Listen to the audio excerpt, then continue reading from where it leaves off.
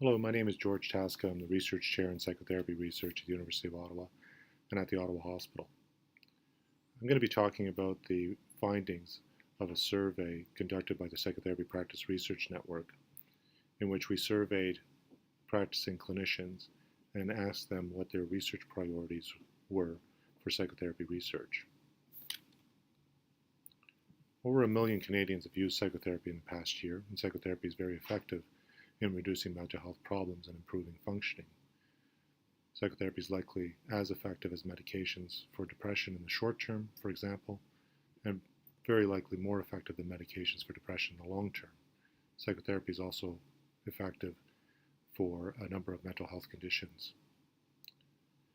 However, there remains a practice research divide in which clinicians do not regularly use psychotherapy research to inform their practice, and neither do researchers rely on clinicians' wealth of knowledge in designing and implementing psychotherapy research. The practice research divide has in part motivated task forces on the dissemination of evidence-based practices. These include lists of evidence-supported treatments, evidence-based relationships, and other such lists. These dissemination efforts, however, appear to have had little impact on clinicians' willingness to adopt the evidence-based practices in everyday psychotherapy.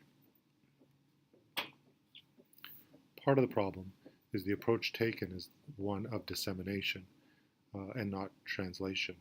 Dissemination is really a one-way discussion, or a monologue, if you will, in which academic researchers define practices, research questions, design, measurement, and interpretation of findings.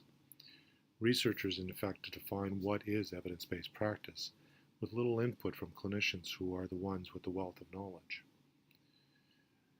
Empirically supported treatments and evidence-based practices are met with some resistance and even suspicion among psychotherapy practitioners, largely because these lists and practice recommendations are experienced as coming from outside of the psychotherapy practice realm. Researchers, on the other hand, have expressed some frustration with clinicians because clinicians do not adopt what appear to be empirically supported treatments. Translation, on the other hand, is a very different approach to the issue. It involves a two-way exchange or a dialogue between clinicians and researchers so that both are influenced and both change their practices. Clinicians and researchers in knowledge translation discuss what's important to clinical practice, how to study these in everyday clinical contexts, and how to disseminate the findings in clinically meaningful ways. In this way, clinicians have a sense of ownership of the research and so are more likely to adopt the research in their practice, and researchers might produce findings that are more clinically meaningful and respectful of clinician knowledge.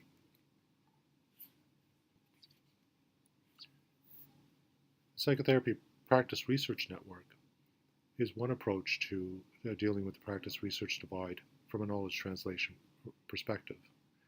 The PPRNet is a collaboration between psychotherapy clinicians and researchers to engage in practice-based research, and it relies on the combined expertise of clinicians and researchers to produce clinically meaningful and valid research that will affect clinical practice.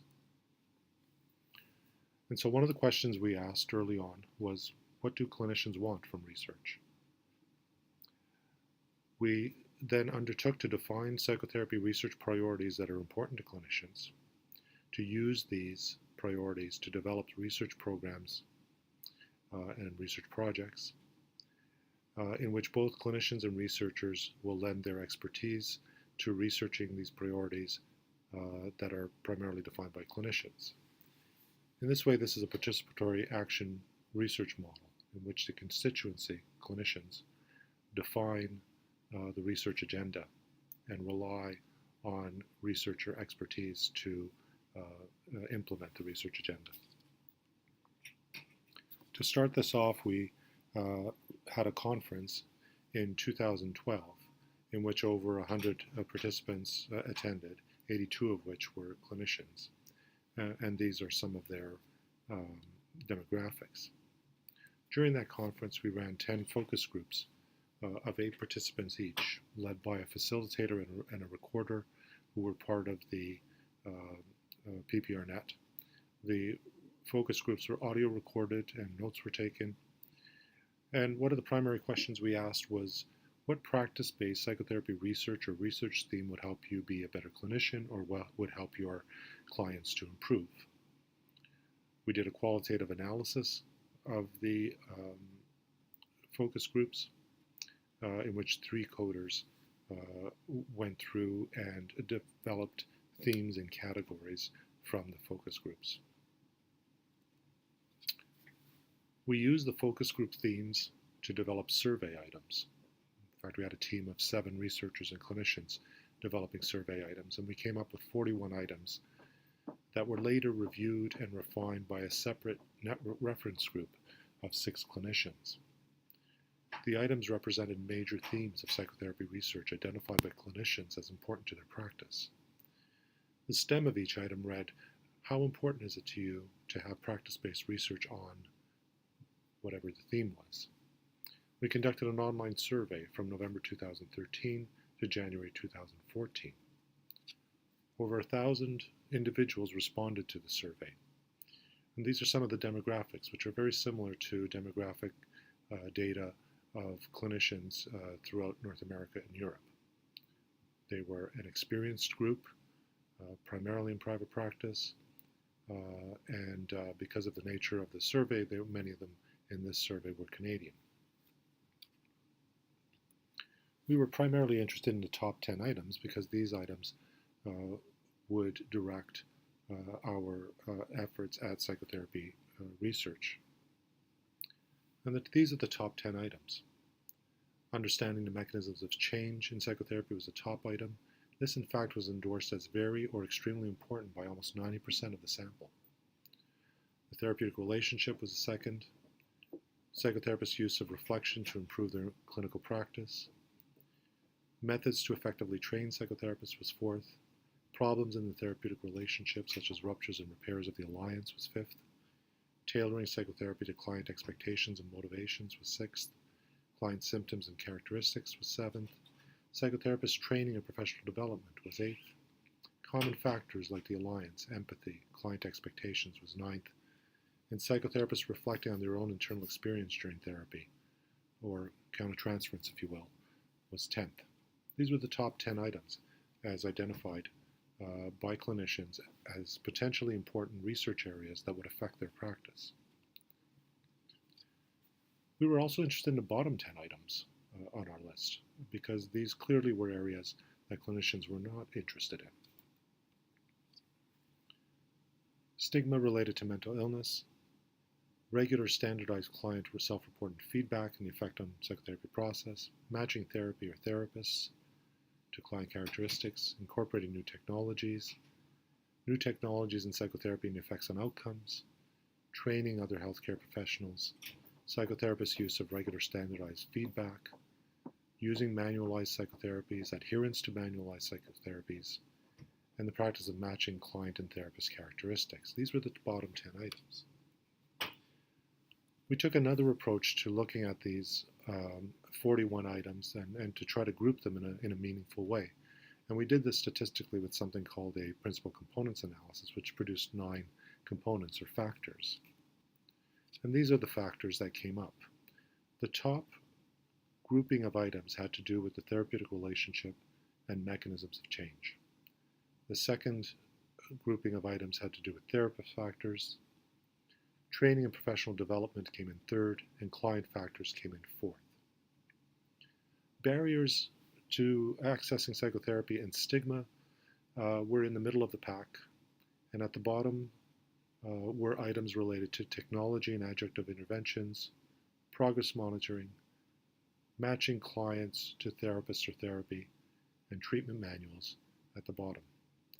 Items related to treatment manuals were endorsed as very or extremely important by 25% or less of the sample. Let's start by discussing the bottom items. These items are research areas that are less likely to be adopted by clinicians. In other words, research in these areas are less likely to have an impact on clinicians. Technology and adjunctive interventions, and this is an emerging area of research, and there's lots of research that's occurring on the use of technologies to either implement therapies or to assist therapies. And adjunctive interventions, including bibliotherapy and self-help, for example, are also getting a lot of attention.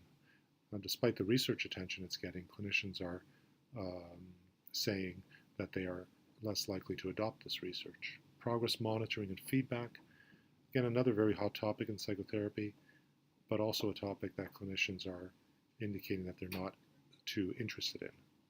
And treatment manuals, which is a long history and in terms of research and a large body of research, has many implications for practice. Again, clinicians appear to be less interested in this research in terms of influencing their practice. We have some questions about these bottom items.